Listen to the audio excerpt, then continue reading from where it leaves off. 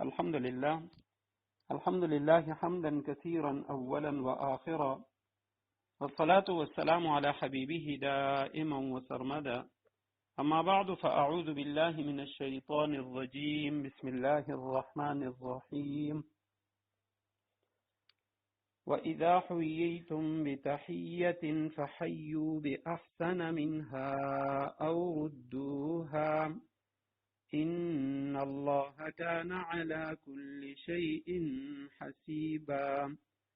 الله لا إله إلا هو ليجمعنكم إلى يوم القيامة لا ريب فيه ومن أصدق من الله حديثا. صدق الله العظيم. اللهم صل على محمد النبي الأمي وعلى آله وأصحابه وبارك وسلم. رب اشرح لي صدري ويسر لي أمري واحلل عقدة من لساني يفقه قولي. رب زدني علما. اللهم أرنا الحق حقا وارزقنا اتباعه وأرنا الباطل باطلا وارزقنا اجتنابه. سورہ نساء آیت نمبر 86 ہے. آیت کریمہ کا ترجمہ یہ ہے: وَإِذَا حُيِّيتُم بِتَحِيَّةٍ فَحَيُّوا بِأَحْسَنَ مِنْهَا أَوْ رُدُّوهَا، اور جب تمہیں کوئی شخص سلام کرے تو تم اس سے بھی بہتر طریقے پر سلام کرو. أَوْ رُدُّوهَا، یا کم از کم انہی الفاظ میں اس کا جواب دے دو. ان اللہ کان علی کل شیء حسیبا، بے شک اللہ ہر چیز کا حساب رکھنے والا ہے. آیت کریمہ کے مفردات پہ گفتگو ہو چکی ہے اور سلام کے حوالے سے کچھ باتیں بھی میں نے عرض کی تھیں کہ اسلام کا جو طریقہ سلام ہے، لفظ سلام ہے، یہ باقی تمام جو اقوام ہیں ان کے سلام سے بہتر ہے. اس کی وجہ یہی الفاظ ہیں السلام علیکم کے. دوسری اقوام، دوسرے مذاہب کے جو ملاقات کا طریقہ ہے، ملاقات کے جو الفاظ ہیں، ان میں سے بھی بہت سارے جو ہیں وہ دعائیہ کلمات ہیں. جیسے عرب حیاک اللہ کہتے ہیں، قبل از اسلام وہ کہا کرتے تھے، یعنی اللہ تم کو زندہ رکھے، یا انعم اللہ بک عینا انعم صباحا. یہ ان کے سلام کا طریقہ تھا جس کو رسول اللہ صلی اللہ علیہ وسلم نے بدل کے السلام علیکم ورحمۃ اللہ وبرکاتہ کہنے کا طریقہ جاری کیا. اور اس کا معنی یہ ہے کہ تم ہر تکلیف، رنج اور مصیبت سے سلامت رہو. السلام علیکم کے معنی ہے تم ہر تکلیف، رنج اور مصیبت سے سلامت رہو. ورحمۃ اللہ، تم پر اللہ کی رحمتیں ہوں، وبرکاتہ، اور اللہ سبحانہ وتعالی کی برکتیں ہوں. تو اب یہ جو مختصر سا کلمہ ہے السلام علیکم ورحمۃ اللہ وبرکاتہ، تو یہ ایسا عظیم کلمہ ہے، اس کے اندر عالمگیر جامعیت ہے کہ سب سے پہلے تو اس کے اندر اللہ سبحانہ وتعالی کا نام ہے. السلام یہ اللہ سبحانہ وتعالی کے ناموں میں سے ایک نام بھی ہے، اور اسی طرح اللہ کا ذکر بھی ہے، اور اس میں تذکیر بھی ہے، نصیحت بھی ہے، اپنے مسلمان بھائی سے اظہار تعلق اور محبت بھی ہے، اور اس کے لیے بہترین دعا بھی ہے، اور اس سے یہ معاہدہ بھی ہے. بعض حضرات نے اس سے یہ معنی بھی مراد لیے ہیں کہ جب کوئی شخص کسی کو سلام کرتا ہے اور یہ کلمات ادا کرتا ہے تو اس کا مطلب یہ ہوتا ہے، وہ کہتا ہے کہ میرے ہاتھ اور زبان سے آپ کو کوئی تکلیف نہیں پہنچے گی. اور سلام ہی کے متعلق بات کا جو رکوع ہے تو اس رکوع میں ایک واقعہ بھی آ رہا ہے، وَلَا تَقُولُوا لِمَنْ أَلْقَى إِلَيْكُمُ السَّلَامَ لَسْتَ مُؤْمِنًا. اسی وجہ سے جہاد کے ساتھ اس کی جو مناسبت ہے کہ وہاں پہ صحابہ کرام کا ایک واقعہ آئے گا کہ ایک شخص نے، مسلمان نے صحابہ کرام کو سلام کیا. ایک جہادی لشکر وہاں گیا تھا اس علاقے میں، اور صحابہ کرام نے اسے یہ خیال کیا کہ یہ شخص اپنے آپ کو بچانے کے لیے، اپنے مال اور ریوڑ کو بچانے کے لیے یہ سلام کر رہا ہے اور یہ اسلام کو ظاہر کر رہا ہے، تو انہوں نے اسے قتل کر دیا اور اس کا جو ریوڑ تھا وہ ہانک کے مدینہ لے آئے. تو سلام کے اندر یہ معاہدہ بھی ہے کہ میرے ہاتھ اور زبان سے آپ کو کوئی تکلیف نہیں پہنچے گی. تو اب یہ جو کلمات ہیں السلام علیکم ورحمۃ اللہ وبرکاتہ، اجر و ثواب وہ تو الگ ہے، لیکن اس کے علاوہ اس کلمے کے جو معانی ہیں اس میں بھی اللہ سبحانہ وتعالی کی طرف سے ایک عظیم دعا ہے. علماء نے لکھا ہے کہ اگر روزانہ ایک شخص سلام کرتا ہے اور زندگی میں ایک بار بھی کسی شخص کی دعا اس کے حق میں قبول ہو گئی تو اس کی دنیا اور آخرت دونوں جہان بن گئی۔ معروف کرخی رحمہ اللہ، ان کا ایک واقعہ آتا ہے کتابوں میں، بہت بڑے اللہ کے ولی ہیں حضرت جنید بغدادی رحمہ اللہ، جن کو سید الطائفہ کہا جاتا ہے، ان کے دادا پیر ہیں۔ حجام کی دکان پہ گئے اور وہاں پہ وہ بال بنوا رہے تھے، تو آخر میں حجام سے کہا کہ میری جو مونچھیں ہیں یہ بھی ترش بال ہیں۔ تو جب انہوں نے دیکھا کہ ان کی زبان حرکت کر رہی ہے جس کی وجہ سے جبڑے بھی ہل رہے ہیں، تو انہوں نے کہا جی آپ اپنے منہ کو بند کر لیں تاکہ میں آپ کی مونچھوں کو ٹھیک کر لوں۔ تو معروف کرخی رحمہ اللہ فرمانے لگے تم بڑے عجیب بندے ہو، خود تو اپنے کام میں لگے ہوئے ہو اور مجھے میرے کام سے نکال رہے۔ تو ایسا نہیں ہو سکتا کہ میں اپنے کام سے رک جاؤں، اس کام کے لیے تو اللہ نے مجھے پیدا کیا ہے کہ میں اس کی یاد کو اپنے دل میں بسا لوں، ہر وقت اسے یاد کروں۔ تو ان کا واقعہ کہ راستے پہ جا رہے تھے اور ایک شخص سقہ جو لوگوں کو پانی پلا رہا ہے، اور ساتھ ساتھ وہ یہ بھی کہہ رہا ہے جو شخص مجھ سے پانی پی لے اللہ اس پہ اپنی رحمت نازل کرے۔ تو یہ روزے کی حالت میں تھے، نفلی روزہ تھا، فوراً انہوں نے اسے پانی لیا اور پی گئے۔ حضرت کے جو مریدین تھے، متعلقین تھے ان کے ساتھ، وہ کہنے لگے حضرت آپ کا تو روزہ تھا، کیا آپ کو یاد نہیں رہا؟ فرمانے لگے نہیں مجھے یاد ہے، میرا نفلی روزہ تھا اور میں نے توڑ دیا، اور میں اس کے بدلے میں ایک روزے کی قضا کر لوں گا، لیکن اس شخص کی یہ جو دعا ہے یہ نہ معلوم پھر مجھے کہیں مل سکتی ہے یا نہیں مل سکتی۔ ایسی دعا ہو سکتا ہے اللہ سبحانہ وتعالی اس شخص کی دعا میرے حق میں قبول فرما لے، اس لیے میں نے اپنا روزہ توڑ دیا اور پھر میں اس کی قضا کر لوں گا۔ نبی علیہ السلام کے ایک صحابی کا واقعہ آتا ہے، آپ صلی اللہ علیہ وسلم اس کے دروازے پہ گئے، اور مشہور واقعہ ہے کہ دوپہر کا وقت ہے، سخت گرمی ہے، آپ صلی اللہ علیہ وسلم باہر نکلے، حضرت صدیق اکبر رضی اللہ تعالیٰ عنہ سے ملاقات ہوئی، تو آپ صلی اللہ علیہ وسلم نے پوچھا اے ابو بکر اتنی گرمی میں تم باہر کیا کر رہے ہو؟ تو فرمانے لگے یا رسول اللہ اخرجنی الجوع، مجھے بھوک نے مجبور کیا کہ میں اپنے گھر سے نکل جاؤں، گھر میں کچھ کھانے پینے کے لیے نہیں ہے۔ تو اس کے بعد کہتے ہیں حضرت عمر رضی اللہ تعالیٰ عنہ وہ بھی باہر آئے، انہوں نے بھی یہی کلمات کہ حضرت علی کرم اللہ وجہ وہ بھی آئے اور انہوں نے بھی کہا یا رسول اللہ مجھے بھوک اور پیاس نے مجبور کی۔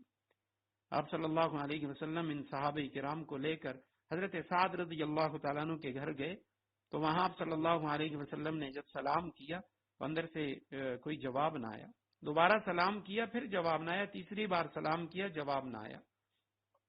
اور یہ اجازت مانگنے کا استیزان کا بھی ایک طریقہ ہے کہ کسی کے ہاں بندہ جائے تو اگر سلام کی آواز اس تک پہنچتی ہے تو 3 بار یعنی اجازت طلب کرنے کے لیے وہ سلام کرے۔ تو جب آپ صلی اللہ علیہ وسلم واپس ہوئے، حضرت سعد رضی اللہ تعالیٰ عنہ گھر میں تھے، فوراً نکلے اور کہا یا رسول اللہ آپ تشریف لائیے۔ آپ صلی اللہ علیہ وسلم نے فرمایا کہ سعد میں نے پہلی بار سلام کیا جواب نہ آیا، دوسری بار تیسری بار جواب نہ آیا، اس لیے ہم واپس ہوئے۔ حضرت سعد رضی اللہ تعالیٰ عنہ فرمانے لگے یا رسول اللہ اللہ کے حبیب میرے دروازے پہ تھے اور ان کی زبان مبارک سے میرے لیے دعائیہ کلمات نکل رہے تھے، جب پہلی بار آپ نے سلام کیا میں نے سن لیا، لیکن میں آپ کی دعا کے حرص کی وجہ سے میں نے اپنے دل میں آہستہ سے کہا وعلیک السلام یا رسول اللہ، اور میں نے کہا اونچی آواز سے جواب نہیں دیتا تاکہ رسول اللہ صلی اللہ علیہ وسلم دوبارہ سلام کریں، دوبارہ دعا دیں۔ تو آپ نے دوسری بار کی یا تیسری بار سلام کیا، میں نے اسی طرح آہستہ جواب دیا، لیکن جب آواز نہ آئی میں سمجھ گیا کہ آپ واپس ہو گئے، اس لیے یا رسول اللہ میں باہر آیا۔ تو یہ ایسے عظیم کلمات ہیں سلام کے۔ اب سلام کے متعلق شریعت نے کچھ احکامات بھی دیے ہیں کہ سلام کے کلمات تو یہی ہیں السلام علیکم ورحمۃ اللہ وبرکاتہ، اور علیکم یہ جمع کا صیغہ ہے، کسی ایک شخص کو بھی سلام کیا جائے گا تو السلام علیکم کہا جائے گا، علیکہ بھی ٹھیک ہے لیکن کلمات علیکم ہیں، اس کی علماء نے 2 وجہیں لکھی کہ بھئی ایک شخص ہے اور ہم اسے کہتے ہیں السلام علیکم تم پر سلامتی ہو۔ ایک وجہ تو یہ ہے کہ یہ اس شخص کی تعظیم کے لیے ہے، ادب کے لیے ہے، جیسے اردو میں ہم کسی شخص کو بجائے تو کے آپ کہہ دیتے ہیں یا تم کا لفظ استعمال کر لیتے ہیں جمع کا صیغہ، تو یا تو مخاطب کی جو تعظیم ہے اس کی رعایت کے لیے، اور دوسری وجہ علماء نے یہ بھی لکھی ہے کہ بھئی جب کسی شخص کو سلام کیا جائے چاہے ایک ہی شخص ہو تو جب اس کو سلام کرے ساتھ نیت کرے اس کے ساتھ جو 2 فرشتے ہیں کرامن کاتبین دائیں اور بائیں، تو ان کو بھی سلام میں انہیں بھی شامل کرے اور ان کی بھی نیت کرے تاکہ اس شخص کی طرف سے جب جواب آئے تو فرشتوں کی طرف سے بھی اس پہ سلامتی کا جو لفظ ہے اور یہ دعائیہ کلمات یہ فرشتوں کی طرف سے بھی اس پہ آئے۔ تو اب سلام کے متعلق پہلا جو مسئلہ ہے وہ یہ ہے کہ سلام کرنا یہ سنت مؤکدہ ہے، اور سلام کرنے والے کو جواب دینا یہ واجب ہے، لازم ہے، اور سلام اس طرح کرنا چاہیے کہ جس کو وہ سلام کر رہا ہے وہ سن لے۔ اگر خدا نخواستہ وہ دور ہے اس سے اور یہ دور سے سلام کر رہا ہے تو پھر ہاتھ کا اشارہ بھی کرے تاکہ اسے پتہ چلے کہ اس نے مجھے سلام کیا۔ اور اگر سلام کے جواب میں کسی نے صرف وعلیکم کہہ دیا تو تب بھی یہ جواب اس کا ٹھیک ہے، جواب ہو گیا۔ خطوط کے اندر یا اسی طرح میسج وغیرہ میں جو سلام لکھا جاتا ہے تو اس کا جواب بھی واجب ہے، لیکن اب یہ زبانی طور پہ دے یا خط کے اوپر ہی لکھ دے یا میسج میں لکھ لے، دونوں طرح سے یہ جواب دینا ٹھیک ہو جائے گا۔ اور اسی طرح اگر کوئی شخص، بعض اوقات یوں ہوتا ہے کہ کوئی شخص کہتا ہے کہ جی فلاں تک میرا سلام پہنچا دیجئے، تو عام طور پہ ہم لوگ کہتے ہیں وعلیکم السلام، اسی کو جواب دے دیتے ہیں، حالانکہ اس کو جواب نہیں دینا، کیونکہ وہ اس کو سلام نہیں کر رہا، وہ کہہ رہا ہے فلاں شخص تک میرا سلام پہنچا دینا۔ تو اب اس شخص پہ یہ لازم ہو جاتا ہے کہ یہ وہ سلام جس شخص کے لیے اس نے دیا ہے اس تک پہنچائے، اور جب اس کو یہ کہا جائے کہ فلاں شخص وہ تجھے سلام دے رہا تھا، اس نے سلام پہنچانے کا کہا ہے، تو اس کو چاہیے یہ جب جواب دے تو پہلے اس شخص پہ جو سلام لانے والا ہے، پہنچانے والا ہے، تو پہلے اسے جواب دے، اس کو کہے وعلیکا، اور اس کے بعد دوسرے شخص کے لیے وعلیہ السلام، ایک مخاطب کا صیغہ ایک غائب کا، وعلیکا وعلیہ السلام، تجھ پر بھی سلامتی ہو اور بھیجنے والے پر بھی سلامتی ہو۔ اور اسی طرح اگر گھر میں داخل ہو، گھر میں کوئی نہیں ہے، گھر میں اگر ہیں گھر والے تو ان کو سلام کرے، اگر کوئی نہیں ہے تو السلام علینا وعلی عباد اللہ الصالحین، یہ الفاظ ہیں۔ کسی غیر مسلم کو سلام کرنا، سلام میں ابتدا کرنا، یہ درست نہیں ہے۔ اگر کسی وقت بامر مجبوری سلام کرنا پڑے، کوئی خط لکھ رہا ہے کوئی اور بات، تو السلام علی من اتبع الہدی، یہ کلمات کہنے چاہیے۔ اور اسی طرح اگر کوئی غیر مسلم وہ سلام کر لے تو اس کے جواب میں صرف وعلیکم کہے، وعلیکم السلام ورحمۃ اللہ وبرکاتہ، یہ نہ کہے، صرف وعلیکم یہ کہہ دے۔ اور کچھ مواقع ایسے ہوتے ہیں کہ جہاں یعنی سلام کرنا جو ہے وہ مکروہ لکھا ہے علماء نے، کہ وہاں سلام نہیں کرنا چاہیے، نماز پڑھنے والے کو یا قرآن کی تلاوت کرنے والے کو، اسی طرح خطبے کے دوران، اقامت کے دوران، کھانا کھانے والے کو جبکہ لقمہ اس کے منہ میں ہو، اور کوئی شخص دعا کر رہا ہے اس کو سلام کرنا مکروہ ہے، قضاء حاجت کے وقت کسی کو سلام کرنا، اذان کے دوران، یا کوئی نوجوان غیر محرم عورت ہے اس کو سلام کرنا، اور اسی طرح جو شخص اونگ کی حالت میں ہے یا سویا ہوا ہے، کوئی حمام میں بیت الخلاء میں ہے، یا کوئی قاضی ہے وہ فیصلہ کر رہا ہے، یا کوئی شخص وہ درس دے رہا ہے، فقہ کے مسائل بیان کر رہا ہے۔ اور اسی طرح علماء نے لکھا ہے کہ مسجد کے اندر اونچی آواز سے بھی سلام نہ کرے، بلند آواز سے سلام نہ کرے۔ کوئی شخص نماز میں مشغول ہے، کوئی ذکر میں، کوئی تلاوت میں، تو لہٰذا یہ مسجد میں جانے کے بعد جہاں اس کے بیٹھنے کا ارادہ ہے، جہاں یہ بیٹھنا چاہتا ہے، وہاں جا کے اب اپنے دائیں بائیں دیکھ لے، اگر کچھ لوگ وہ فارغ بیٹھے ہوئے تو آہستہ سے ان کو سلام کر لے، لیکن اونچی آواز سے سلام نہ کرے۔ اور اسی طرح سلام کی جو تکمیل ہے وہ مصافحہ کے ساتھ ہوتی ہے، کہ بندہ مصافحہ کرے، یا اگر دور سے آیا ہوا ہے تو معانقہ کر لے، ملنے کو کہا جاتا ہے معانقہ۔ البتہ ہمارے ایک استاد محترم وہ فرمایا کرتے تھے کہ سلام کرنا سنت ہے، اس کا جواب دینا واجب ہے، اور کسی دوسرے مسلمان کو تکلیف پہنچانا حرام ہے۔ بعض اوقات ہم کیا کرتے ہیں، کسی اللہ کے نیک ولی سے، کسی اللہ کے نیک بندے سے ہم چاہتے ہیں کہ ہم مصافحہ کر لیں، بہت بڑا مجمع ہوتا ہے، وہ تھکا ہوا ہے یا بیمار ہے، لیکن ہماری کوشش ہوتی ہے کہ لازماً ہمارا ان سے مصافحہ ہو جائے، تو فرمایا یہ دوسرے مسلمان کو تکلیف پہنچانا یہ حرام ہے۔ انہوں نے سلام کر لیا، آپ جواب دے دیں، یا آپ دور سے سلام کہہ دیں تو آپ کا سلام ہو گیا، وہ جواب دے دیں گے، دعائیہ کلمات آپ کے لیے ادا کر لیں گے۔ یا اسی طرح کوئی راستے پہ جا رہا ہے، اس کے دونوں ہاتھوں میں کچھ شاپر ہیں، کوئی سامان ہے، تو اب صرف سلام پہ اکتفا کرنا چاہیے، اس کے ساتھ مصافحہ کرنا یہ اس کو تکلیف پہنچانا ہے۔ کہ وہ سامان کو ان چھاپروں کو یا ایک ہاتھ میں لے گا یا نیچے رکھے گا تب جا کے وہ مسافہ کرے گا، تو فرمایا یہ دوسرے مسلمان کو تکلیف پہنچانا ہے۔ اور اسی سلام کے حوالے سے ایک اور بات کہ السلام علیکم ورحمۃ اللہ وبرکاتہ، یہاں تک یہ جو کلمات ہیں یہ ثابت ہیں۔ اس سے آگے ومغفرتہ کا جو لفظ ہے، اگرچہ ایک حدیث مبارکہ میں اس کا ذکر آتا ہے ابو داود میں ومغفرتہ کا لفظ، لیکن بہت سارے جو فقہا ہیں انہوں نے لکھا ہے کہ یہ مکروہ ہے ومغفرتہ کا لفظ، کیونکہ دیگر احادیث میں آتا ہے کہ سلام وبرکاتہ کے اوپر ختم ہو جاتا ہے، اور اس کے اوپر السلام علیکم ورحمۃ اللہ وبرکاتہ تک نبی علیہ السلام نے فرمایا 30 نیکیاں ملتی ہیں۔ فرمایا وَإِذَا حُيِّيتُم بِتَحِيَّةٍ، جب تمہیں سلام کیا جائے، کوئی تمہیں سلام کرے فَحَيُّوا بِأَحْسَنَ مِنْهَا، تو ان سے اچھے کلمات میں اس کو جواب دو، یعنی اگر وہ السلام علیکم کہے تم ورحمۃ اللہ بھی کہہ دو جواب میں، اور اگر وہ السلام علیکم ورحمۃ اللہ کہے تم ورحمۃ اللہ وبرکاتہ جواب میں کہہ دو، اور اگر وہ السلام علیکم ورحمۃ اللہ وبرکاتہ کہہ دے تو تم یہی کلمات بھی کہہ سکتے ہو، اور صرف وعلیکم کا جو لفظ ہے وہ بھی کہہ سکتے ہو۔ اور علماء نے لکھا اگر دو شخص آپس میں ایک دوسرے کے ساتھ سلام کر لیں، ایک ہی وقت میں ایسا کرنا نہیں چاہیے، بہت سارے لوگ وہ فون پہ اس طرح کی غلطی کرتے ہیں کہ کسی عالم کو، کسی بڑے شخص کو جب فون کرتے ہیں تو جیسے ہی وہ ریسیو کرتے ہیں وہ کہتے ہیں السلام علیکم، تو یہ بجائے جواب دینے کے پھر خود کہتے ہیں السلام علیکم ورحمۃ اللہ، تو سلام کا جواب وہ سلام نہیں ہے، وعلیکم السلام ہے۔ لیکن اگر ایسا ہوا کہ دونوں نے ایک ساتھ سلام کر لیا تو اب دونوں پر جواب وہ واجب ہے، پہلا شخص وہ بھی وعلیکم السلام ورحمۃ اللہ وبرکاتہ کہے، اور جو دوسرا شخص ہے تو اسے بھی چاہیے وہ بھی وعلیکم السلام ورحمۃ اللہ وبرکاتہ کہے۔ ان اللہ کان علی کل شیء حسیبا، یقیناً اللہ سبحانہ و تعالی ہر چیز کا حساب رکھنے والا ہے۔ اللہ لا الہ الا ہو، اللہ وہ ہے کہ اس کے سوا کوئی خدا نہیں، کوئی الہ نہیں، کوئی معبود نہیں۔ لَيَجْمَعَنَّكُمْ إِلَى يَوْمِ الْقِيَامَةِ، وہ تمہیں ضرور بالضرور قیامت کے دن جمع کرے گا، لا ریب فیہ، جس کے آنے میں کوئی شک نہیں ہے۔ وَمَنْ أَصْدَقُ مِنَ اللَّهِ حَدِيثًا، اور کون ہے جو اللہ سے زیادہ بات کا سچا ہے۔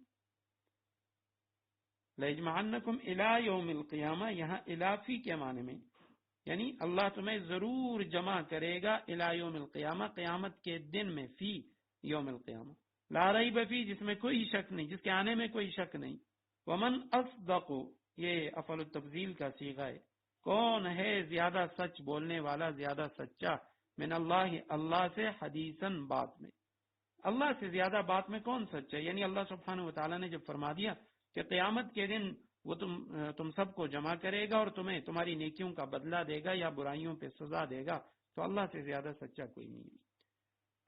فما لکم فی المنافقین فئتین واللہ ارکسہم بما کسبوا، سورہ نساء رکو نمبر 12 ہے۔ فما لکم فی المنافقین فئتین، پھر تمہیں کیا ہو گیا کہ منافقین کے بارے میں تم دو گروہ بن گئے۔ واللہ ارکسہم بما کسبوا، حالانکہ انہوں نے جیسے کام کیے ہیں ان کی بنا پر اللہ نے ان کو عمدہ کر دیا ہے۔ اتریدون ان تہدوا من اضل اللہ، کیا تم یہ چاہتے ہو کہ ایسے شخص کو ہدایت پر لاؤ جسے اللہ اس کی خواہش کے مطابق گمراہی میں مبتلا کر چکا ہے۔ ومن یضلل اللہ فلن تجد له سبیلا، اور جسے اللہ گمراہی میں مبتلا کر دے اس کے لیے تم ہرگز کبھی کوئی بھلائی کا راستہ نہیں پا سکتے۔ فما لکم، کیا ہوا تمہیں، فی المنافقین، منافقین کے بارے میں، فئتین، فئتن کی تثنیہ ہے، فئہ گروہ کو کہا جاتا ہے، فئتین دو گروہ، تمہیں کیا ہو گیا کہ منافقین کے بارے میں تم دو گروہ بن گئے۔ واللہ، اور اللہ، ارکسہم، ماضی کا صیغہ ہے واحد مذکر غائب کا، اور ہم آخر میں مفعول کی ضمیر ہے۔ ارکاس کے معنی ہے یعنی الٹا پھیر دینا، الٹا کرنا، تو اللہ نے ان کو سر کے بل عمدہ گرا دیا ہے، ان کو کفر کی طرف الٹا پھیر دیا ہے۔ ارکسا اور نکسا، یہ دونوں لفظ ہیں، یہ ہم معنی ہیں، دونوں کے معنی یہ عمدہ کر دینا، الٹا کر دینا۔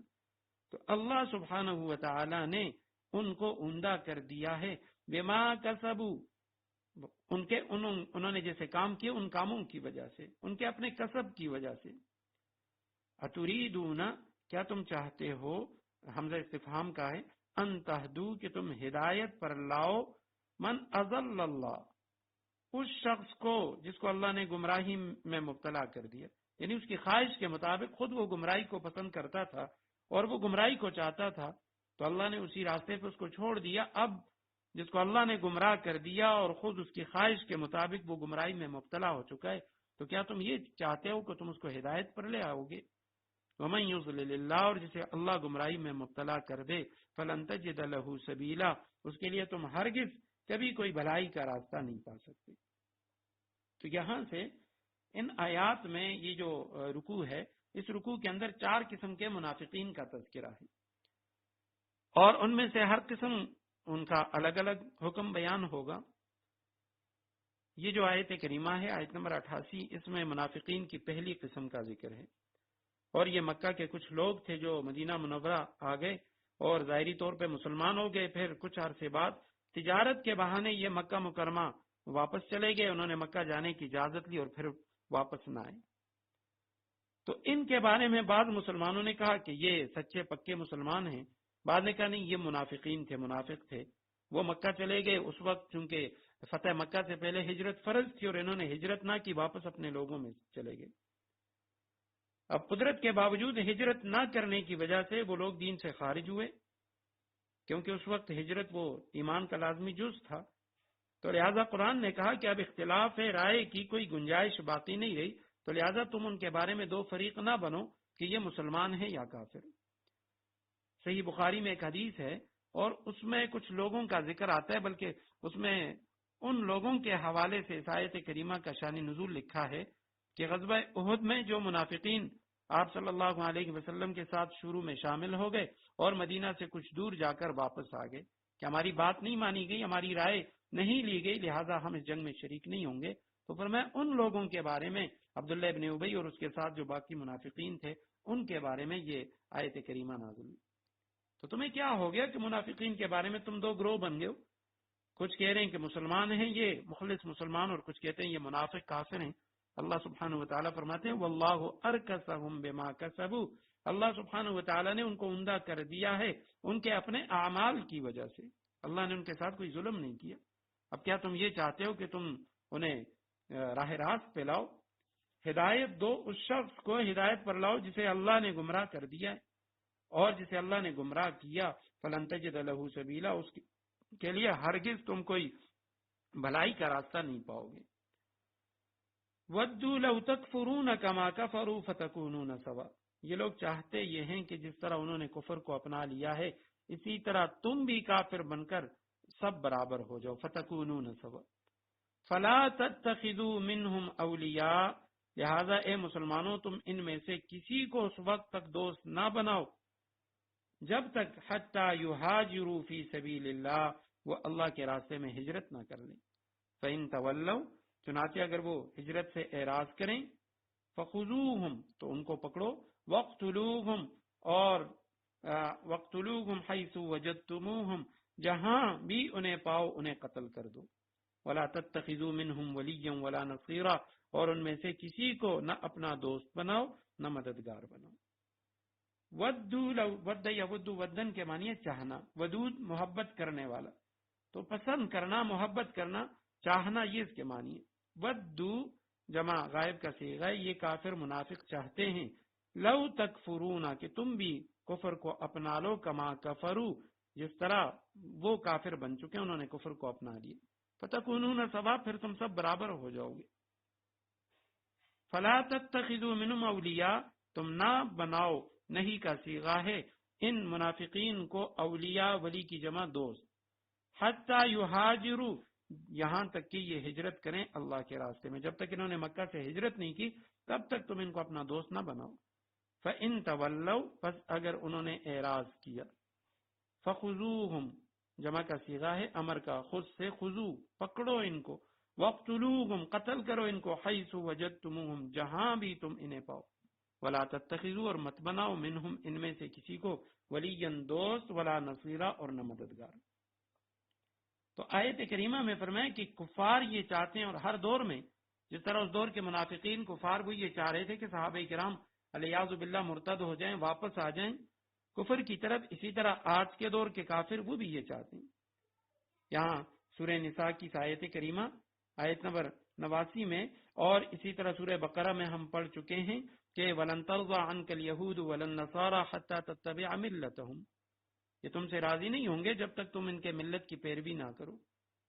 اور اسی طرح سورہ آل عمران میں وہاں بھی ہم پڑھ چکے کہ ایمان والو ان تطیعوا فریقا من الذین اوتوا الکتاب یردوکم بعد ایمانکم کافرین، کہ اگر تم ان کی پیروی کرو گے تو یہ ایمان لانے کے بعد تمہیں دوبارہ کفر کی طرف لے جائیں گے. تو ان آیات میں یعنی یہ جو کفر کے مختلف حربیں ہیں وہ ہر دور میں رہیں، اور آج کے دور میں یہ بہت زیادہ ہیں. طرح طرح کے فتنے ہیں جو لوگوں کو گمراہ کرنے کی کوشش کرنے مختلف ہیلے اور بہانوں کے ساتھ. حضرت مفتی شفیع رحمہ اللہ انہوں نے لکھا ہے کہ ارتداد جو ہے اس کی دو قسمیں ہیں. ایک تو ظاہری ارتداد ہے کہ ایک شخص خدا نخواستہ وہ دین اسلام چھوڑ کے کوئی اور دین اختیار کر لیتا ہے، اور اس کے مقابلے میں ایک اور ارتداد ہے جس کو فکری ارتداد یا ذہنی الحاد یا ارتداد کہا جاتا ہے. تو وہ بہت زیادہ ہے اور جس سے اکثر لوگ وہ ناواقف ہیں، اسلام کا دعویٰ بھی کر رہے ہیں لیکن ضروریات دین کا انکار کر رہے ہیں. تو ایسے جو لوگ ہیں یہ بھی مرتد ہیں، دین اسلام سے خارج ہیں. اور آج کے اس دور میں زیادہ تر جو مسلمانوں پہ محنت کی جا رہی ہے وہ اس حوالے سے کہ جی نام تو ان کا مسلمانوں والا رہے اور وہ اپنے آپ کو مسلمان سمجھیں، لیکن فکری طور پہ وہ ملحد ہو چکے ہیں اور دین اسلام سے خارج ہوں. تو لہٰذا ان لوگوں سے فرمائے جب تک انہوں نے ہجرت نہیں کی، کیونکہ ہجرت اس وقت فرض تھی، تو ان سے یہ رعایت نہ رکھو اور یہ خیال نہ کرو یہ مسلمان ہیں، جہاں کہیں پاؤ ان کو قتل کرو اور نہ ان کو دوست بناؤ اور نہ مددگار بناؤ. الا الذين يصلون الى قوم بينكم وبينهم ميثاق او جاءوكم حسرت صدورهم، ہاں وہ لوگ اس حکم سے مستثنا ہیں. یصلون الى قوم بینکم، جو کسی ایسی قوم سے جا ملیں کہ بینکم وبینہم میثاق، جن کے اور تمہارے درمیان کوئی صلح کا معاہدہ ہو چکا ہے. او جاؤکم، یا وہ لوگ تمہارے پاس اس طرح آئیں کہ حسرت صدورہم، ان کے دل وہ یعنی جنگ سے بیزار ہوں. ان یقاتلوکم او یقاتلوا قومہم، تمہارے خلاف جنگ کرنے سے بھی وہ بیزار ہوں اور اپنی قوم کے خلاف جنگ کرنے سے بھی. وَلَوْ شَاءَ اللَّهُ لَسَلَّطَهُمْ عَلَيْكُمْ، اور اگر اللہ چاہتا تو انہیں تم پر مسلط کر دیتا. فَلَقَاتَلُوكُمْ، تو وہ تم سے ضرور جنگ کرتے. فَإِنِ اعْتَزَلُوكُمْ، چنانچہ اگر وہ تم سے کنارہ کشی اختیار کرتے ہوئے تم سے جنگ نہ کریں. فَلَمْ يُقَاتِلُوكُمْ، اور تم سے جنگ نہ کریں. وَأَلْقَوْا إِلَيْكُمُ السَّلَامَ، اور تم کو امن کی پیشکش کر دیں. فَمَا جَعَلَ اللَّهُ لَكُمْ عَلَيْهِمْ سَبِيلًا، تو اللہ نے تم کو ان کے خلاف کسی کارروائی کا کوئی حق نہیں دیا. الا الذین، سوائے ان لوگوں کے یصلون، وہ پناہ پکڑیں یا جا ملیں، وصل کے معنی ملنا. الی قوم، ایسی قوم کے ساتھ وہ جا کر ملے کہ بینکم و بینہم، تمہارے اور ان کے درمیان میثاق، معاہدہ ہو چکا ہے، امن کا معاہدہ، صلح کا معاہدہ ہو چکا ہے. اور بینہم میثاق او جاؤکم، یا وہ تمہارے پاس آئیں. حسرت صدورہم، حسرت حسرن سے ہے یعنی تنگ ہونا، حصار محصور قیدی کو کہا جاتا ہے. تو حسرت صدورہم، صدور صدر کی جمع، سینے محصور ہو چکے ان کے سینے، یعنی ان کو کوئی راستہ وہ نکلنے کا نظر نہیں آ رہا. ان کے جو دل ہیں وہ تنگ ہو چکے ہیں. ان یقاتلوکم، کہ تمہارے ساتھ لڑیں، او یقاتلوا قوم، یا اپنے قوم کے ساتھ. وہ تم سے اور اپنی قوم سے جنگ کرنے سے بیزار ہو چکے ہیں، تو ایسی قوم کے ساتھ بھی نہ لڑو. اور وَلَوْ شَاءَ اللَّهُ لَسَلَّطَهُمْ عَلَيْكُمْ، اور اگر اللہ چاہتا لَسَلَّطَهُمْ، ان کو زور دیتا، ان کو مسلط کر دیتا تم پر، ان کو اللہ سبحانہ وتعالی تقویت عطا کرتا. فَلَقَاتَلُوكُمْ، پھر وہ تمہارے ساتھ لڑتے. لیکن اللہ سبحانہ وتعالی نے ان کے سینے تنگ کر دیے، اب وہ بیزار ہو چکے ہیں، نہ تمہارے ساتھ وہ لڑنا چاہتے ہیں نہ اپنی قوم کے خلاف لڑنا چاہتے ہیں. فَإِنِ اعْتَزَلُوكُمْ، اعتزال کے معنی ہے بچنا، اعراض کرنا. فَإِنِ اعْتَزَلُوكُمْ، پس اگر وہ تم سے اعراض کریں، اعتزال کنارہ کش ہونا. فَلَمْ يُقَاتِلُوكُمْ، اور تمہارے خلاف نہیں لڑتے. وَأَلْقَوْا اور انہوں نے ڈال دیا، القاء کے معنی ڈالنا، السلام صلح کو، فرمانبرداری، اطاعت. تو اب انہوں نے تمہاری طرف صلح کی درخواست پیش کر لی، تم سے صلح کر لی، تو فما جعل اللہ پس نہیں بنایا اللہ نے لکم تمہارے لیے علیہم ان پہ سبیلاً کوئی راستہ، یعنی اب تم ان سے نہیں لڑو، تم ان سے جہاد نہ کرو. پچھلی آیت کریمہ میں منافقین کا ذکر تھا جو مکہ چلے گئے تھے، ان کے بارے میں فرمایا جہاں پاؤ قتل کر دو. لیکن اس میں استثناء ہے کہ جن لوگوں کا کفر ظاہر ہو چکا ہے تو اس سے بھی دو قسم کے لوگ وہ مستثنا کیے گئے. ایک تو یہ اگر یہ لوگ وہ ان لوگوں سے مل جائیں کہ جن سے مسلمانوں نے جنگ نہ کرنے کا معاہدہ کر رکھا ہے، تو پھر بھی تم ان کے خلاف قتال نہ کرو، ان کو قتل نہ کرو، کیونکہ یہ صلح کی خلاف ورزی ہوگی. اور دوسرے نمبر پہ جو لوگ جنگ سے بیزار ہو چکے ہیں، نہ وہ مسلمانوں سے لڑتے ہیں اور نہ اپنی قوم سے، تو ایسے جو لوگ ہیں ان کے خلاف بھی جنگ نہ کریں. یہ تین قسم کے منافقین کا تذکرہ ہو گیا.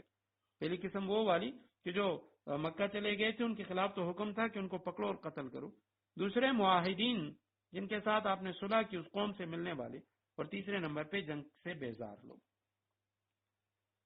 ستجدون آخرین یریدون ان یأمنوکم.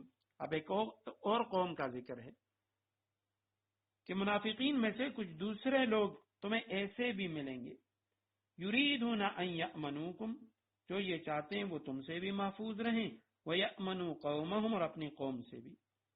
كُلَّمَا رُدُّوا إِلَى الْفِتْنَةِ أُرْكِسُوا فِيهَا، مگر جب کبھی ان کو فتنے کی طرف واپس بلایا جائے تو وہ اس میں اوندے منہ جا گرتے ہیں. فَإِن لَّمْ يَعْتَزِلُوكُمْ، چنانچہ اگر یہ لوگ تم سے جنگ کرنے سے علیحدگی اختیار نہ کریں، باز نہ آئیں، وَيُلْقُوا إِلَيْكُمُ السَّلَمَ، اور نہ تمہیں امن کی پیشکش کریں، وَيَكُفُّوا أَيْدِيَهُمْ، اور نہ اپنے ہاتھ روکیں، فَخُذُوهُمْ، تو ان کو بھی پکڑو، وَاقْتُلُوهُمْ، اور انہیں قتل کرو، حَيْثُ ثَقِفْتُمُوهُمْ، جہاں کہیں انہیں پاؤ، وَأُولَئِكُمْ جَعَلْنَا لَكُمْ عَلَيْهِمْ سُلْطَانًا مُبِينًا، ایسے لوگوں کے خلاف اللہ نے تم کو کھلا اختیار دے دیا ہے. ستجدون، عن قریب تم پاؤ گے، وجدہ یجدو کے معنی پانا، آخرین ایک اور قوم کو بھی، منافقین کی کا ایک اور گروہ جسے تم پاؤ گے، یریدون، وہ یہ چاہتے ہیں، ارادہ رکھتے ہیں، ان یأمنوکم، کہ وہ تم سے امن میں ہو جائیں، تم سے امن حاصل کریں. وہ یأمنو، اور امن حاصل کریں، قومہم، اپنی قوم سے بھی، تم سے بھی صلح رکھیں، ان سے بھی تمہارے سامنے وہ اسلام کا دعویٰ کریں، مسلمانوں جیسا رویہ اختیار کریں، اپنے قوم کے ساتھ انہیں کہیں کہ نہیں جی ہم تو آپ کے ساتھ ہیں. اور کلما، جب کبھی، ردو، ان کو لوٹایا جائے، الی الفتنتی، فتنے کی طرف، ماضی مجہول کا صیغہ ہے، ردو، جب وہ لوٹائے گئے فتنے کی طرف، یعنی لڑائی کی طرف، مسلمانوں کے خلاف کسی مارکے کی طرف، ارکسو فیہا، ارکسو، وہ الٹ دیے گئے، یہ بھی مجہول کا صیغہ ہے. ارکاس، سر کے بل اوپر سے نیچے الٹ دینا، یعنی موقع پاتے ہی وہ مسلمانوں کے خلاف جوش و خروش کے ساتھ برسر پیکار ہو گئے. فَإِن لَّمْ يَعْتَزِلُوكُمْ، پس اگر انہوں نے کنارہ کشی اختیار نہ کی، تم سے جنگ سے باز نہ آئے، وہی اعتزال سے ہے یہ لفظ. وَيُلْقُوا إِلَيْكُمُ السَّلَمَ، یہاں یہ جو یلقو کا لفظ ہے یہ لم یعتزلوکم کے نیچے داخل ہے، یعنی بظاہر تو یہ ہمیں نفی کا صیغہ نظر نہیں آ رہا. یلقو الیکم السلام کے معنی تو یہ ہیں کہ وہ تمہاری طرف صلح کی پیشکش کر لیں، لیکن جس طرح لم یعتزلوکم ہے، اسی طرح لم یلقو الیکم السلام، اس کے شروع میں بھی لم کا لفظ ہے. تو لم یعتزلوکم، اگر وہ تم سے کنارہ کشی اختیار نہ کریں، لڑائی سے باز نہ آئیں، وَلَمْ يُلْقُوا إِلَيْكُمُ السَّلَامَ، اور تمہاری طرف صلح کی پیشکش بھی نہ کریں. اور اسی طرح وَيَكُفُّوا أَيْدِيَهُمْ، یہ بھی اس کے شروع میں بھی، یہ بھی اسی جملے کے نیچے داخل ہے کہ انہوں نے تم سے اپنے ہاتھ بھی نہیں روکے، یعنی تمہارے خلاف وہ لڑائیوں میں شامل ہوتے رہے. فَخُذُوهُمْ، پس انہیں پکڑو، وَاقْتُلُوهُمْ، انہیں قتل کرو، حَيْثُ ثَقِفْتُمُوهُمْ، جہاں کہیں تم انہیں پاؤ، ثقفتموہم، تم ان کو پاؤ. وَأُولَئِكُمْ، جمع کا صیغہ، یہی لوگ ہیں، جعلنا، ہم نے بنایا، لکم، تمہارے لیے، علیہم، ان پر، سلطانا مبینا، یعنی کھلا اختیار، پورا اختیار.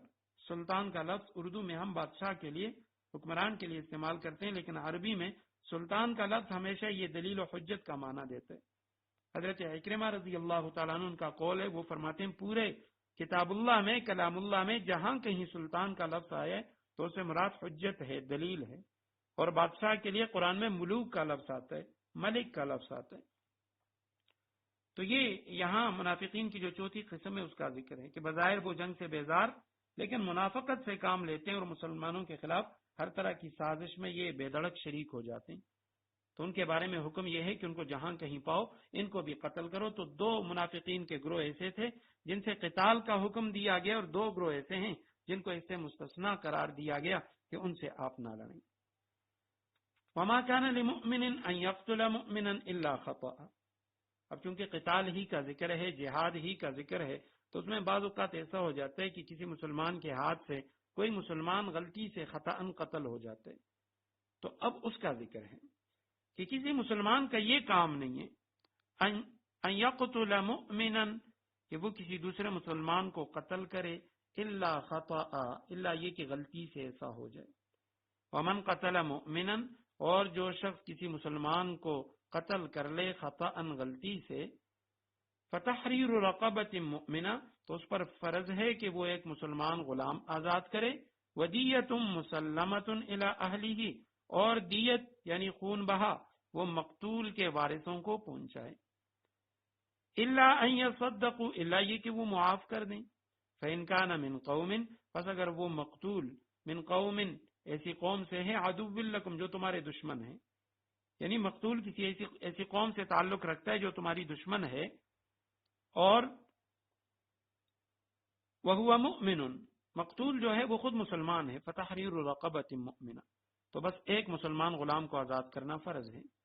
وإن كان من قوم بينكم وبينهم ميثاق اور اگر وہ مقتول ان لوگوں میں سے ہے جو مسلمان نہیں مگر ان کے اور تمہارے درمیان کوئی معاہدہ ہو چکا ہے، فدیۃ مسلمۃ الی اہلہ تو یہ بھی فرض ہے کہ خون بہا اس کے وارثوں تک پہنچایا جائے. وتحریر رقبۃ مؤمنہ اور ایک مسلمان غلام کو بھی آزاد کیا جائے. فمن لم یجد فصیام شہرین متتابعین ہاں اگر کسی کے پاس غلام نہ ہو تو اس پر فرض ہے کہ 2 مہینے تک مسلسل روزے رکھے. توبۃ من اللہ یہ توبے کا طریقہ ہے جو اللہ کی طرف سے مقرر کیا گیا. وکان اللہ علیما حکیما اور اللہ علم والا ہے، کامل علم والا اور کامل حکمت والا ہے. وما کان لمؤمن یہ یہاں پہ نفی ہے لیکن یہ اصل میں نہیں کے معنی میں، یعنی معنی تو یہ ہے وما کان لمؤمن کسی مسلمان کا یہ کام نہیں ہے، لیکن اس کا معنی یہ ہے وما کان لمؤمن کسی مسلمان کے لیے یہ جائز نہیں ہے، وہ کبھی ایسا نہ کرے. ان یقتل یہ کہ وہ قتل کرے مومنن کسی مومن کو، ان کی وجہ سے یقتل کے آخر میں نصب ہے، الا خطأ سوائے غلطی کے. خطا اس کو کہا جاتا ہے یعنی قصد و ارادے کے بغیر کوئی کام ہو جائے. ومن قتل اور جس نے قتل کیا مومن کو خطأ غلطی سے، فتحریر رقبۃ مؤمنہ تحریر کے معنی آزاد کرنا. ایک اردو والا تحریر ہے، لکھائی کے معنی میں آتا ہے، عربی میں تحریر یہ حر سے ہے، حر آزادی کو کہا جاتا ہے. فتحریر پس آزادی ہے، رقبۃ مؤمنہ رقبہ اصل میں عربی میں کہا جاتا ہے گردن کو. تو پھر یہ جو رقبہ کا لفظ ہے گردن یہ جملہ انسانی بدن کے لیے استعمال ہونے لگا. اردو میں بھی یہ لفظ گردن اس سے جان یا جسم انسانی مراد لیا جاتا ہے، تو پھر پورے بدن کے لیے یہ لفظ استعمال ہونے لگا، اور پھر عرف عام میں غلام کے لیے یہ استعمال کیا جانے لگا کہ رقبہ کے معنی غلام. تحریر رقبۃ یعنی غلام کو آزاد کرنا. ودیۃ مسلمۃ دیت کہتے ہیں خون بہا کو. تو جو دیت ہے اس کا ذکر آگے آئے گا کہ دیت میں 100 اونٹ دیے جاتے ہیں. مسلمۃ الی اہلہا مسلمۃ سالم بے داغ یعنی ایسے اونٹ جو بے داغ ہوں، یا بعض حضرات وہ اس کا ترجمہ کرتے ہیں کہ مسلمۃ یہاں اس معنی میں نہیں ہے سالم بے داغ میں، بلکہ مسلمۃ کے معنی حوالے کرنا، سپرد کرنا، الی اہلہ اس کے اہل کو، اس کے جو وارث ہیں ان کے حوالے کیا جائے گا. الا یہ کہ ان یصدقوا کہ وہ جو مقتول کے ورثاء ہیں وہ معاف کر دیں. تصدق کے معنی ویسے صدقہ کرنا، اللہ کے راستے میں مال خرچ کرنا، لیکن یہاں پہ یہ معنی دیتا ہے معاف کرنے کی. کہ یہ کہ وہ یعنی صدقہ کر لیں، صدقہ یہ ہے کہ وہ معاف کر دیں قاتل کو.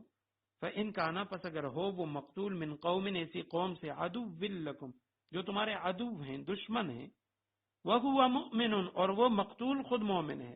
دشمن قوم میں ایک مسلمان تھا، اس مسلمان کو کسی مسلمان نے قتل کیا.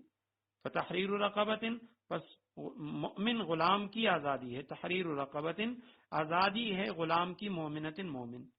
وَإِن كَانَ مِن قَوْمٍ اگر وہ مقتول ہو ایسی قوم میں سے کہ بینکم وبینہم میثاق تمہارے اور ان کے درمیان کوئی معاہدہ ہو چکا ہے. فدیۃ مسلمۃ پس دیت ہوگی کامل، مسلمۃ جو حوالے کی جائے گی، الی اہلہ اس کے یعنی جو ورثہ ہیں ان کے حوالے. تو جو دیت ہے وہ اس کے وارثوں کو دی جائے گی. اور وہ تحریر رقبۃ مؤمنہ غلام کی، مومن غلام کی آزادی بھی ہوگی. فمن لم یجد پس اگر کوئی نہ پائے یعنی اس غلام کی آزادی کو، کوئی شخص اگر کسی کے پاس غلام نہ ہو، وہ غلام کو آزاد نہیں کر سکتا یا غلام موجود نہیں ہے، فصیام پس اس پر روزے ہیں، شہرین شہر کی تثنیہ ہے، شہر ایک مہینہ، شہرین 2 مہینے، متتابعین تتابع تسلسل کے ساتھ پے در پے 2 مہینے روزے رکھے گا. توبۃ من اللہ یہ اللہ کی طرف سے توبے کا طریقہ ہے، اور اللہ سبحانہ وتعالی جاننے والا، حکمت والا ہے. تو آیت کریمہ میں سب سے پہلے تو اس بات کا ذکر ہے کہ کسی مومن کے لیے یہ جائز ہی نہیں کہ وہ کسی مسلمان کا قتل کرے. کسی مسلمان کو وہ قتل کرے یہ کسی کے لیے جائز نہیں. لیکن اگر خدا نخواستہ غلطی سے کوئی شخص قتل ہو جائے تو اب اس میں جو قاتل ہے اس پہ دنیا میں اس سے جو دیت ہے یا فدیہ ہے یا اس کے توبے کا طریقہ ہے وہ کیا ہوگا، تو اس کا ذکر ہو رہا ہے. تو پہلی بات یہ ہے کہ یہاں پہ یہ جو قتل کی صورتیں یہ کل 8 صورتیں بنتی ہیں. مقتول جو ہیں جس کو قتل کیا گیا ہے تو اس کی 8 صورتیں بنتی ہیں. یا تو وہ مومن ہوگا مسلمان، یا وہ ذمی ہوگا. ذمی وہ غیر مسلم، وہ کافر جو کسی اسلامی مملکت ریاست میں رہتے ہیں، اس کے قانون کی پاسداری کرتے ہیں، اس کو ذمی کہا جاتا ہے. یا کوئی ایسا شخص ہوگا جس کو آپ نے امن دیا ہے، جس کے ساتھ آپ کا امن کا معاہدہ ہے، اور اس میں سے کسی شخص کو قتل کر دیا. اور چوتھی صورت میں کوئی حربی کافر، مسلمانوں کے خلاف لڑنے والا کوئی کافر ہے. تو اگر وہ ہے تو ان 4 صورتوں میں کہ یا تو مومن کو قتل کیا، یا ذمی کو، یا جو ہے وہ جس کو امن دیا گیا، مصالح یا مستامن اس کو کہا جاتا ہے، یا حربی کافر کو. اب یہ 4 شخص ہیں، اور قتل 2 طرح کا ہوتا ہے، یا تو قصدن قتل کیا ہے اور یا غلطی سے قتل ہوا ہے. تو اس اعتبار سے یہ قتل کی کل 8 صورتیں بنتی ہیں. اس میں پہلی صورت تو یہ ہے کہ کسی مومن کو کسی شخص نے قصدن قتل کر دیا. دوسری صورت یہ ہے کہ مومن کو غلطی سے، قتل خطا اس کو کہتے ہیں، غلطی سے قتل کر دیا.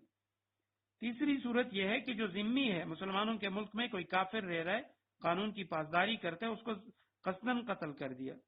اور چوتھی صورت یہ ہے کہ ذمی کو غلطی سے قتل کر دیا. اور 5ویں صورت یہ ہے کہ جس کو آپ نے امن دیا ہے، جس سے آپ کا معاہدہ ہو چکا ہے، اس کو قصدن قتل کیا. یا 6ٹھی صورت یہ ہے کہ اس کو غلطی سے قتل کیا. 7ویں صورت یہ ہے کہ کسی حربی کافر کو، لڑنے والے مسلمانوں کے دشمن کافر کو قصدن قتل کر دیا، یا وہ غلطی سے قتل ہوا. پہلی بات تو یہ ہے کہ یہ جو قصدن ہم کہتے ہیں اس کو قتل عمد کہتے ہیں، اور دوسری جو صورت ہے اس کو قتل خطا کہتے ہیں. قتل عمد یہ ہے یعنی ظاہراً قصدن کسی ایسے آلے کے ذریعے کسی شخص کو قتل کرنا جو آہنی آلہ ہو، جو انسان کے جو بدن کے اجزاء ہیں ان کو کاٹ سکتا ہو، جیسے دھار والا کوئی یعنی یا چھری ہے یا خنجر وغیرہ وغیرہ، یا اس کے علاوہ کوئی ایسی لکڑی ہے جو دھار والی ہے، تیز ہے، یا کوئی پتھر ہے نوکیلا تیز جس کے ساتھ بدن کو کاٹا جا سکتا ہے، اس کے ساتھ اگر قتل کیا تو اس کو قتل عمد کہتے ہیں. اور خطا یہ ہے کہ غلطی سے شکار کر رہا تھا اور اس نے یہ خیال کیا یہ جانور ہے، اور وہ آگے کوئی انسان تھا، اس کو گولی جا کے لگی. یا یہ ہے کہ وہ شکار ہی پر گولی چلانا چاہتا تھا لیکن اسے پتا تھا کہ ہے شکار ہی، لیکن وہ غلطی سے گولی دوسری طرف چلی گئی اور کسی شخص کو لگ گئی، تو اس کو قتل خطا کہتے ہیں. تو اب یہ جو 8 صورتیں ہیں ان میں بعض صورتوں کا حکم وہ تو قرآن کریم کی آیت کریمہ کے اندر موجود ہے، جبکہ بعض صورتیں ایسی ہیں جن کا ذکر حدیث میں ہے. پہلی جو صورت ہے کہ یعنی کسی مسلمان کو مومن کو قصدن عمدن قتل کیا، تو اس کا ذکر ہم سورہ بقرہ میں پڑھ چکے ہیں کہ اگر کسی شخص کو قتل کیا تو اس کے بدلے میں کتب علیکم القصاص، قصاص لیا جائے گا، اس کو بھی قتل کیا جائے گا۔ دوسری جو صورت ہے تو اس صورت میں کہ غلطی سے کسی مومن کو قتل کیا تو اس میں تحریر الرقبہ اس کا ذکر آ گیا کہ غلام کی آزادی بھی ہے، اور اسی طرح غلطی سے کسی مومن کے قتل، اس پہ انشاءاللہ بعد میں تشریح کریں گے کہ آج کل اس کی جو موجودہ کچھ صورتیں ہیں تو ان میں بعض صورتیں ایسی ہیں کہ جن صورتوں کے اندر اس پر دیت بھی ہے اور اسی طرح کفارہ بھی ہے۔ دیت 100 اونٹ یا اس کی قیمت ہے، اور کفارہ یہ ہے کہ وہ 2 مہینے مسلسل روزے رکھے گا اگر وہ غلام آزاد نہ کر سکتا ہو۔ تیسری صورت یہ ہے کہ اگر کسی ذمی کو قصدن قتل کیا مسلمان نے تو اس مسلمان سے قصاص لیا جائے گا، حدیث میں اس کا ذکر ہے۔ اور چوتھی صورت یہ ہے کہ ذمی کو غلطی سے قتل کیا تو اس کا ذکر یہاں قرآن میں ہے، وَإِن كَانَ مِن قَوْمٍ بَيْنَكُمْ وَبَيْنَهُم مِّيثَاقٌ فَدِيَّةٌ مُّسَلَّمَةٌ إِلَىٰ أَهْلِهِ وَتَحْرِيرُ رَقَبَةٍ مُّؤْمِنَةٍ۔ دونوں چیزیں ہیں کہ وہاں دیت بھی اس کو دی جائے گی، اس کے وارثوں کو، اور اسی طرح غلام کی آزادی بھی ہوگی۔ چوتھی صورت یہ ہے کہ جس میں کسی ذمی جو ہے اس کو، پانچویں صورت کہ جس کے ساتھ آپ کے امن کا کوئی صلح کی کوئی معاہدہ ہو چکا ہے اور پھر اس کو زبردست یعنی عمدن قصدن قتل کر لیا، تو اس صورت میں مصالح جو ہے جس کے ساتھ صلح ہو چکا ہے تو اس کا ذکر جو ہے وہ فما جعل اللہ لکم علیہم سبیلا اس میں آ گیا۔